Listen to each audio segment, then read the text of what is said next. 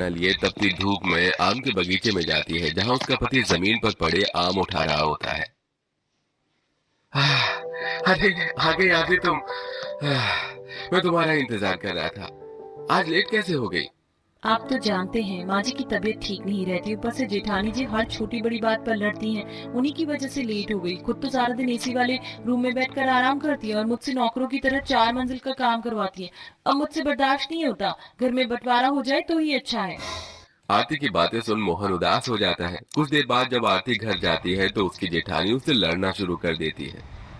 आ गई महारानी अपने पति को खाना देकर। घर में सिर्फ पति की ही परवाह है, हमारी नहीं। तुमने 4 मंजिल की सफाई तो कर दी, सिवाय मेरे कमरे के।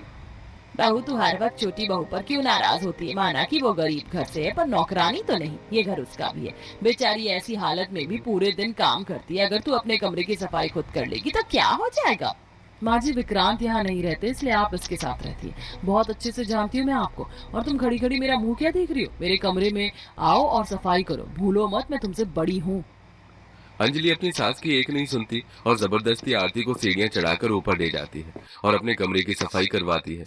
इसी तरह कुछ दिन बीत जाते हैं और एक सुबह जब मोहन आम के बाग को जा रहा होता है तो आरती एक हाथ में मैंगो शेक का गिलास और दूसरे में ग्लूकॉन डी की बोतल लेकर उसे रोक कर कहती है। मोहन जी, मैंने आपके लिए मैंगो शेक बनाया है, वो पी के जाना। बाहर बहुत गर्मी है। आप ये ग्लूकॉन डी लेकर भी जाना। वहाँ काम करते हुए पीते रहना, पानी की कमी नहीं होगी। अरे वाह, पति की इतनी परवाह की। सुबह सुबह मैंगो शेक दिया जा रहा है और रास्ते के लिए ग्लूकॉन डी। पर मेरी जरा भी परवाह नहीं। मैंने कहा था ना मेरे लिए राजमा चावल बनाना, पर तुमने क्या बना कर रखा? कढ़ी चावल। दीदी, राजमा चावल के लिए आपको एक दिन पहले बताना चाहिए था। सुबह सुबह राजमा चावल कैसे बनाती? ठीक है, वैसे ही जैसे अपने पति के लिए मैंगो शेक और कढ़ी चावल बनाया। बस भाभी, बहुत हो गया। अगर आपको राजमा चावल खाने हैं तो आप अपने लिए खुद बनाइए। मेरी बीवी आपकी नौकरानी नहीं है। मोहन बेटा, शांत हो जा। माँ, अब मैं और शांत नहीं रहूंगा। अब तो घर में बंटवारा होगा ताकि भाभी हमें चैन से जीने दे। उस दिन अंजलि खाने के पीछे इतना कलेश करती है कि न चाहते हुए भी आशा को बंटवारा करना पड़ता है। बड़ी बहू, मैंने तुझे आम का बाग भी दिखा दिया। अब तुम दोनों फैसला करके बताओ किसे क्या चाहिए। बताना क्या है माँ जी? 4 मंजिल का घर मैं रखूंगी, आप इन गरीबों को आम का बाग दे दीजिए। मैं आम के बाग में नहीं रह सकती। ये आप मेरी प्यारी देवरानी और देवर को दे दो। वैसे भी देवर जी ज्यादा समय यहीं रहते हैं। कोई बात नहीं माँ, वैसे भी सारा दिन यहीं रहता हूँ। मैं और आरती अपना गुजारा कर लेंगे। हाँ माँ जी, मुझे इस आम के बाग में रहने में कोई दिक्कत नहीं है। आप दे दीजिए जेठानी जी को वो 4 मंजिल का ससुराल। इस तरह बंटवारा हो जाता है। बंटवारे के बाद मोहन सारा सामान लेकर आरती को लेकर आम के बाग में जाता है जहाँ दोनों पति पत्नी मिलकर अपने छोटे से घर की सफाई करते हैं और देखते हैं कि घर की खिड़की से एक आम की शाखा घर में आ रही है। अरे, ये शाखा भी अंदर आ रही है, चींटियां भी हैं। इसको बाद में देखता हूँ। आरती, तुम गर्भवती हो। तुम इस कुर्सी पर बैठकर थोड़ा आराम कर लो। मैं इधर से सारे आम हटा दूंगा और इधर सोने की जगह बना दूंगा। हाँ मोहन जी, हमारा घर तो इतना छोटा है, रसोई किधर बनाएं? आरती, जब तक कुछ दूसरा जुगाड़ नहीं हो जाता हमें घर के बाहर ही रसोई करनी होगी। इस तरह दोनों पति पत्नी मिलकर अपना घर साफ कर लेते हैं और आम की पेटी एक तरफ कर लेते हैं।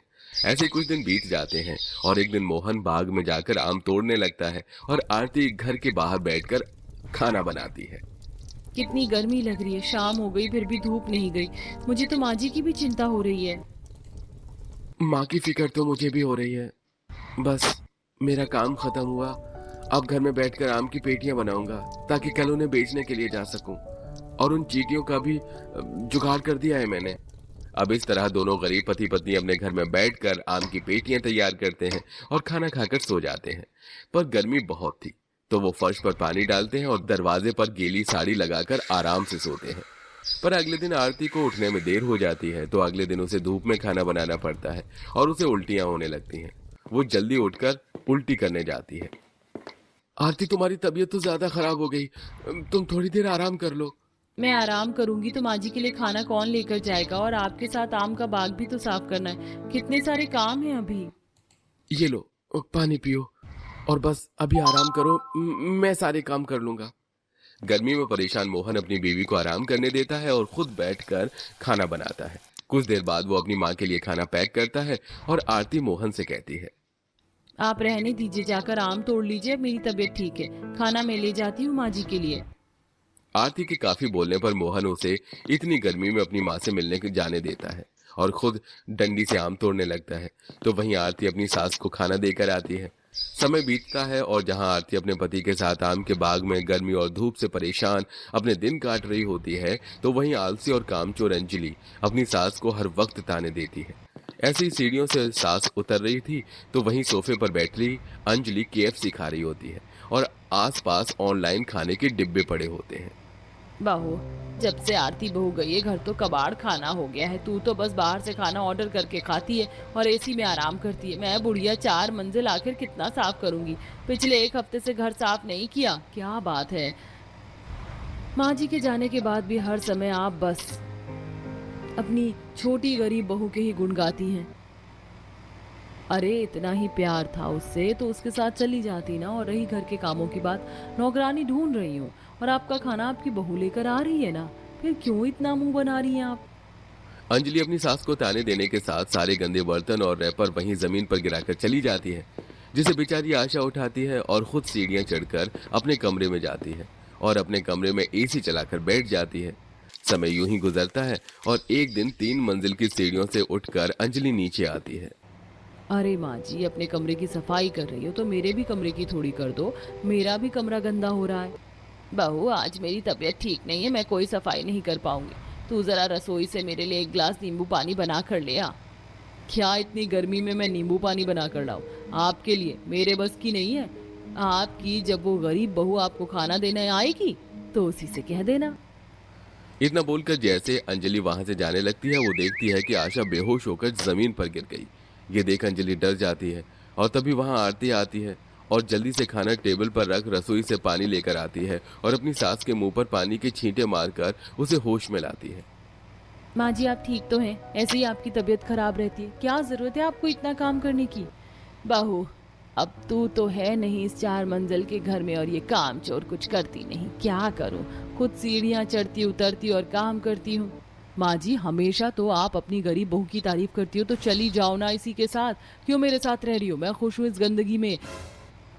अपनी सास को ले जाओ अपने साथ, मुझे नहीं रखना इन्हें।